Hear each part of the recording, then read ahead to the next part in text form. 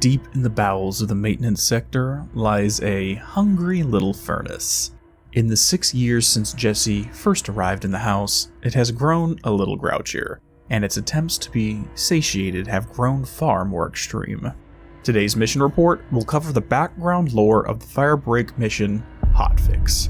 It will include the history, present circumstances, and potential mythological basis for its presence. Let's go.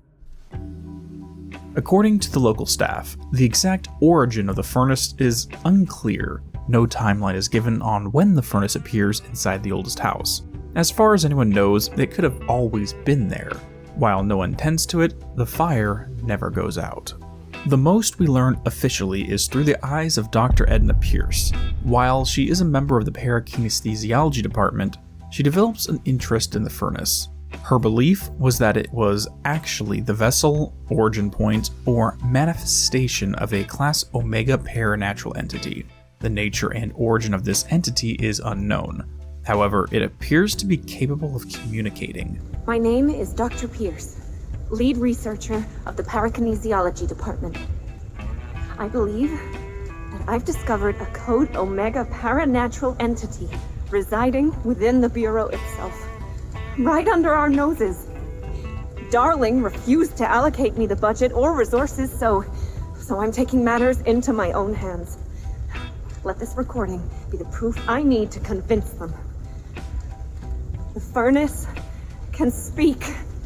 It's been talking to me for some time now. Listen.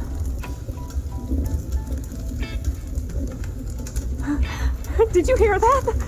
It's a sentient force, capable of communicating. I checked and there's no record of ever installing this furnace. I believe that... Oh, sorry. What? Yes, I can feed you. What do you eat? I see. I'll try to find some volunteers. It is apparent from the recording that the voice that is perceived may be more psychically transmitted.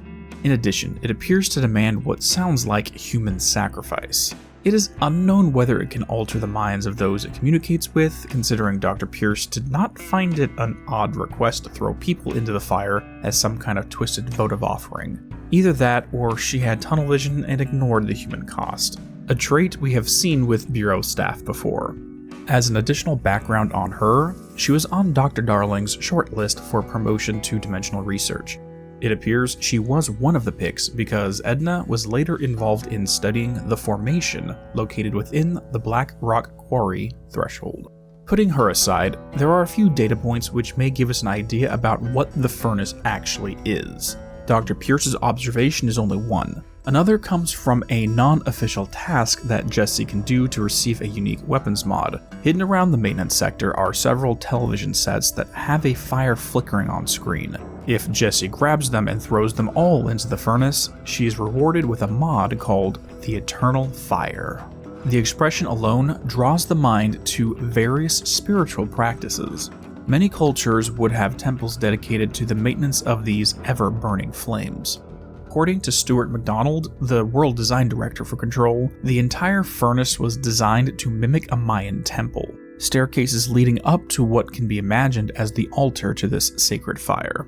This imagery is even more pronounced in Firebreak with the addition of these final steps leading up to the sacrificial altar. Within Mayan spiritualism, fire festivals were common, usually involving ritualistic dances for purification and renewal or to invoke the ancestors for guidance. Like many cultures, fire was seen as a divine source of energy and life. Votive offerings were often made to the fire, including food, flowers, and, on occasion, blood. Very likely this is the very reason why the furnace demands human sacrifice, and why it was so cranky all the time. It no longer receives offerings. Shifting to focus to the other side of the world, another system that my mind goes to is the cult of Vesta. This goddess is the Roman version of the Greek Hestia, goddess of the hearth. Marcus Tullius Cicero once wrote in De Natura Deorum that Hestia had few significant temples or shrines dedicated to her. Rather, she presided over the hearth at the center of each home, the altars of all gods, and the public hearth of the city. In a sense, if any god was to receive an offering by fire, it must be done through Vesta. Much like the eternal flame that Jesse received, ancient Rome tended to their own eternal flame that was sacred to Vesta. At the time, the fire was attended by Vestal virgins who served to maintain the flame for 30 years. At the end of this term, they would retire and new young maidens would be brought in to take over. This detail almost made it into Control as well. In the art book, Stuart MacDonald mentions that there was an idea for a mysterious attendant in the furnace chamber, but the idea was eventually cut from the finished product. However, it does show us the original intention behind this place. With this in mind, it makes sense that the hearth of the oldest house would reach out to Edna for assistance, since it was always women who acted as attendants for Vesta. This trend continues with Jessie, who assumed the role of a temple priestess by maintaining the flames. As a result, it gifted her an aspect of itself, the eternal flame. If all dwellings have a hearth in its center, then why would the oldest house be any different? It is possible that this furnace is merely the modern interpretation of a hearth. Much like it was once perceived as a great tree, the oldest house now appears as a skyscraper. Cultural perceptions change alongside the times and technology. If this is the case, then it is obvious why the furnace demands a sacrifice. In its own way, it may consider them a votive offering in exchange for warmth and safety. And what happens when a spirit or god of the homestead is ignored? It gets angry. Ati instructed Jessie on how to satiate this entity when he trained her as his assistant. Throwing canisters of hazardous material seemed to calm it down. What was inside was never confirmed, but it is implied that they were filled with human material. However, that was then, this is now. 6 years later, the furnace has grown more volatile, and even created new openings to itself all throughout maintenance. In 2019, there is only one fiery maw down there, and another in the Black Rock Quarry for some reason. Why there is one near the formation is unclear. But now, there are over a dozen smaller exhaust points that spit flames separate from the main furnace. Its little tantrums are obviously becoming more extreme due to neglect. Considering the final objective in Hotfix, it may appear like these offerings never stopped. However, this is false. The canisters Jessie sacrificed to the fire was filled with one thing, and the new canisters that the Firebreak crew uses to feed the furnace are different. Instead of human material, the drums are filled with black rock. The mineral is intended to shut off the furnace entirely so that it does not become dangerous to crews working down there. But this is not the same as properly tending the hearth of the house. If there is a spirit residing within, it would be the equivalent of extinguishing the eternal flame rather than revering and worshipping it. Whenever the fire starts up again, it would understandably not be happy. The Firebreak crew is not performing the janitorial duties the same way that Ati instructed Jessie to do. It silences the temper tantrum, but does nothing to address what is causing it.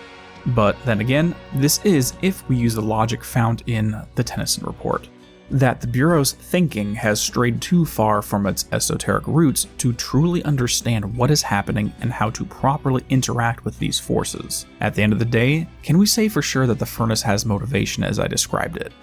Who knows?